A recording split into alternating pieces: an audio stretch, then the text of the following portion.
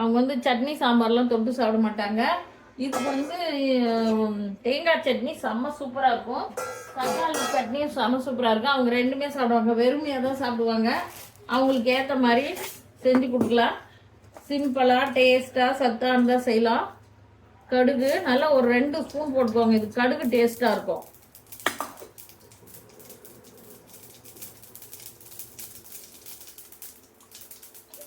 எண்ணெய் ஒரு 4 ஸ்பூன் ஊற்றிக்கோங்க. கட்டாயம் இதுக்கு வந்து சீரகம் மிளகு போட்டே ஆகணும். இதுக்கு டேஸ்ட்டே சீரக மிளகு தான் போடணும். நான் கடலைப்பருப்பு சேர்த்ததுல உளுத்தம்பருப்பு நல்லா ஒரு 5 ஸ்பூன் உளுத்தம்பருப்பு போட்டுக்கோங்க. சூப்பராக இருக்கும்.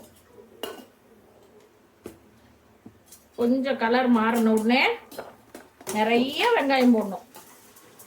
அளவும் கரெக்டாக இருக்கும். போதும், பாதி கலர் மாறிடுச்சு. நான் நிறைய வெங்காயம் போடுறேன். பச்சை மிளகா காரத்துக்கு குட்டீஸுங்க சாப்பிட்னால 2 மிளகா போட்டிருக்கேன். நீங்கள் வேணுன்னா நிறைய வேணும் போட்டுக்கோங்க. உங்களுக்கு காரத்துக்கு ஏற்ற மாதிரி நிறைய வெங்காயம் போடணும். இதுக்கு இந்த பணியாரம் அப்போ தான் டேஸ்ட்டாக இருக்கும். நான் ஒரு நிறைய வெங்காயம் பொடி பொடியாக கண்ணுக்கு தெரியாத கட் பண்ணி போடுங்க. அப்போ தான் அது டேஸ்ட்டு. நல்லா வெங்காயம் வதக்கலாம். எல்லாம் போட்டாச்சு. இந்த குழிப்பணியாரம் செய்யறதுக்கு முன்னாடி ஈஸ்வரி விலாக என் சேனலுக்குள்ளே போய் புதுசாக பார்க்குறவங்களாம் சப்ஸ்கிரைப் பண்ணி பெல் பட்டன் டச் பண்ணிங்கன்னா என் வீடியோலாம் உங்களுக்கு டெய்லி உடனுக்குடன் வரும். டெய்லி ஒரு வீடியோ போடுறேன். பாருங்கள். பிடிச்சிருந்தா லைக் பண்ணுங்கள். ஏதாவது குறை இருந்தால் கமெண்ட் பண்ணுங்கள். அது தேவையில்லாத கமெண்ட் பண்ணாதீங்க. இது வரைக்கும் தேவையில்லாத கமெண்ட் ஒன்று கூட வரவே இல்லை. அந்த அளவுக்கு நானும் வீடியோ போடுறதில்ல. எல்லாம் சமையல் வீடியோ தான். வீட்டில் நாம் சாப்பிட்ற வீடியோ தான் போடுறேன். வீடியோவுக்குன்னு எதுவுமே நாங்கள் தனியாக டெக்கரேஷன் பண்ணியோ தனியாக அதெல்லாம் ஷோ பண்ணியோ போடுறதே கிடையாது. வீட்டில் இருக்கிற பொருள் இல்லையா அதை இருக்கிறத வச்சு செஞ்சு வீடியோ போடுறேன். எல்லாருக்கும் தெரியும். வீடியோ எல்லாம் பாருங்கள். வீட்டில் இருக்கிற பொருளை வச்சு தான் போடுவேன். அது நாங்கள் என்ன சாப்பிட்றோமோ அதுதான் வீடியோ. வீடியோவுக்குன்னு தனியாக எதுவுமே செய்யறதில்ல. இது வந்து பாதி வதங்கினா கூட போகுது. ஏன்னா மாவில் வேகுது இல்லைங்களா, அதனால நல்லா வதங்கிடுச்சு. இப்போ மாவு ரெடி பண்ணிக்கலாம். இந்த வானல் வந்து அடிக்கடிக்கு யூஸ் பண்ணுறதே இல்லை. டைம் இருக்கிறது இல்லை. ஆனால் எனக்கெல்லாம் ரொம்ப பிடிக்கும். சின்ன வயசுலேருந்தே நாங்கள்லாம் நல்லா பணியாரம்லாம் சாப்பிடுவோம். அது செய்ய டைம் இல்லாதனால விட்டுறது. இது எல்லாம் ஊருக்கு அங்கே எங்கே போயிட்டு வந்ததுனால கிச்சனில் மேலே கமிச்சு வச்சுருந்தோம். ஃபுல்லாக எண்ணெய் பசை. அது பாத்திரம் தேய்க்கிற அக்கா வருவாங்க. சாயந்தரம் வந்து பாத்திரம் தேய்ப்பாங்க. அவங்ககிட்ட கொடுத்த பாருங்க. அவங்களையும் சொல்லி குறையில்ல. ஏன்னா அது ஃபுல்லாக எண்ணெய் பிடிச்சிக்கிச்சு.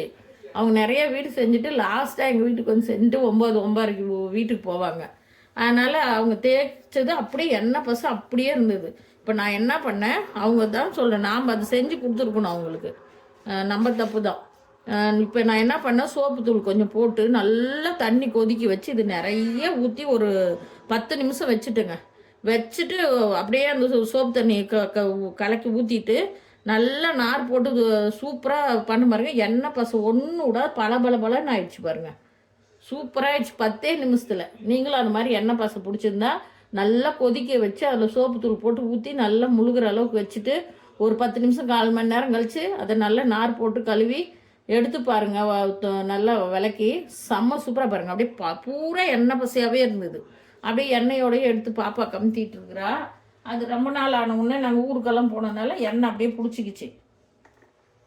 இப்போ பலன்னு ஆயிடுச்சு. இப்போ நம்ம பணியாரம் சுட ரெடி ஆகலாம். மாவு எடுத்துக்கலாம். ஏற்கனவே புளிச்ச மாவு தாங்க நல்லாயிருக்கும். புளிக்காத மாவு செய்யாதீங்க, கட்டாயம் நல்லாவே இருக்காது. பாருங்கள், நான் புளிச்ச மாவு எடுத்து வச்சுருக்கேன்.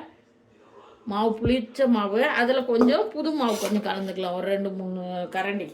ரொம்ப புளிப்பாக இருந்தாலும் நல்லா இருக்காது. வந்துடும். இப்போது அரை புளி ஊற்றுங்க போதும். நம்ம மேலே நல்லா எண்ணெய் ஊற்றிக்கலாம். இது காப்பர் பாட்டங்க, சரவணாவில் வாங்கினேன். 900 சில்லற. எண்ணெய் இல்லாத இந்த ப்ரெஷர் இருக்கிறவங்க, ஆயில் சேர்த்தாதவங்கெல்லாம் இந்த கல் நல்லா யூஸ் பண்ணிக்கலாம். 1000 ரூபா போட்டாலும் நல்லா யூஸ் ஆகுது. எண்ணெயே தேவையில்லை.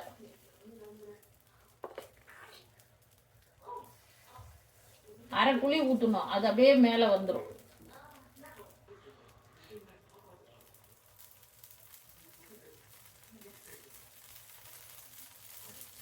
அப்படியே எண்ணெய் ஊற்றாதே வந்துடும் பாருங்க. நான் எடுக்கிறேன் பாருங்க. இது அப்புறம் திருப்புங்க. எண்ணெய் இல்லை பாருங்க எவ்வளோ நல்லா வருது. 1000 ரூபாய் போனாலும் இந்த சுகரு கொலஸ்ட்ரால் இருக்கிறவங்க மெயினாக இது வாங்கிக்கோங்க.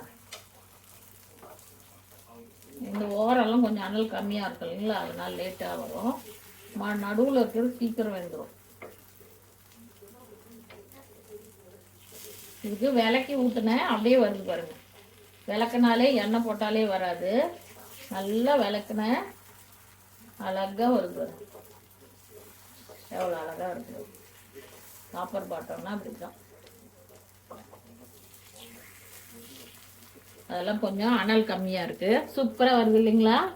சூப்பர் பணியாரம் ரெடி. இப்படியெல்லாம் லீவ் நாளில் குழந்தைங்களுக்கு செஞ்சு கொடுங்க, நல்லா விரும்பி சாப்பிடுவாங்க. இதுக்கு தேங்காய் சட்னி செம்ம சூப்பராக இருக்குங்க. அது சாப்பிடாதுங்க, செஞ்சு ஏன் வேஸ்ட்டுன்னு தான் நான் செய்யலை. ஆனால் நீங்கள் பெரியவங்கெல்லாம் சாப்பிட்றேன்னா தேங்காய் சட்னி செஞ்சு சாப்பிடுங்க, சூப்பராக இருக்கும். அரை புளி ஊற்றுங்க போதும். அரை புளியே பாருங்க எவ்வளோ வந்துடுச்சு. நம்ம இட்லி மாவை தான், இதுக்குன்னு எல்லாம் தனியாக மாவெல்லாம் கிடையாதுங்க. நம்ம இட்லி தோசைக்கு ஆட்டி வைக்கிறோம்ல அதே மாவு தான்.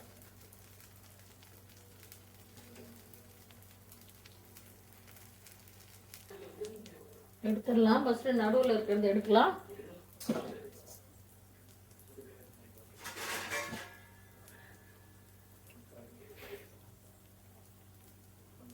பாருங்க, இந்த நடுவில் இருக்கிறதா சீக்கிரமாக இதாகிடும்.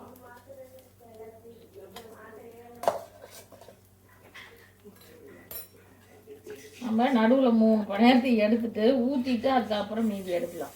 ஏன்னா அதெல்லாம் கொஞ்சம் லேட் ஆகும் வேகிறதுக்கு. ஒரு கரண்டி 3 பணியாரம் வருதுங்க.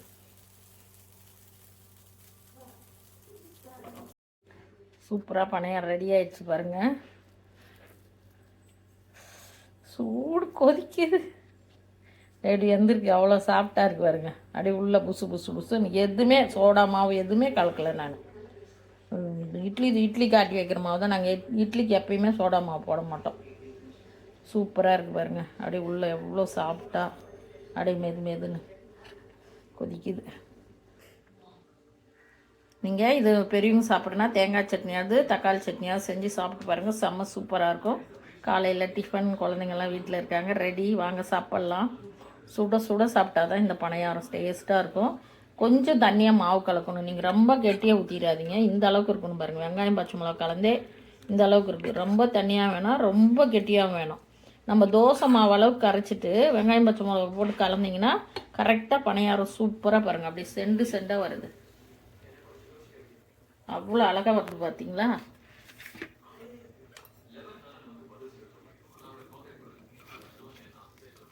எவ்வளோ அழகாக வருது பாருங்க. எண்ணெய் இல்லாத காப்பர் பாட்டம் 1000 ரூபா போனாலும் இது மாதிரி ஒன்று வாங்கி வச்சுட்டிங்கன்னா, சின்னதெல்லாம் 700 750 ரூபா தான். இது மாதிரி வாங்கிட்டா 2 இடத்துல ஊற்றி சாப்பிட்டுக்கலாம். 2 பேர் இருந்தீங்கன்னா கூட 2 இடத்துல. இந்த ப்ரெஷர் கொலஸ்ட்ரால் இருக்கிறவங்கெல்லாம் எண்ணெய் சேர்த்தக்கூடாது இல்லைங்களா, அவங்கெல்லாம் இப்படி செஞ்சு சாப்பிட்டிங்கன்னா சூப்பராக இருக்குது. இந்த மாதிரி கல் வாங்கி வச்சுட்டு கஷ்டமே இல்லை. எண்ணெயே இல்லாத செய்கிறது இது. கொஞ்சம் கூட எண்ணெயே ஊற்ற தேவையில்லை நீங்கள். ஆனால் ஒரு தடவை இந்த காப்பர் பாட்டத்துக்கு எதுக்குமே வடை சட்டி ஆகட்டும், தோசைக்கல் ஆகட்டும், இதாகட்டும், ஒரு தடவை எண்ணெய் ஊற்றிட்டிங்கன்னா அப்புறம் வராது. நான் அதனால தான் எண்ணெய் ஊற்றாத வச்சுருக்கேன். இதை மேலே ஊற்றலாம், எண்ணெய் கல்லில் ஊற்றி செய்யக்கூடாது. வீடியோ ஆஃப் ஆயிடுச்சு, அதனால கையில் பிடிச்சி செய்யறதுனால ஒரு கையில் திருப்ப முடியல. சூப்பராக இருக்கு பார்த்தீங்களா. அப்படியே சொலையாக பணியாரம். வாங்க குட்டீஸுங்களுக்கு கொண்டு போய் கொடுப்போம்.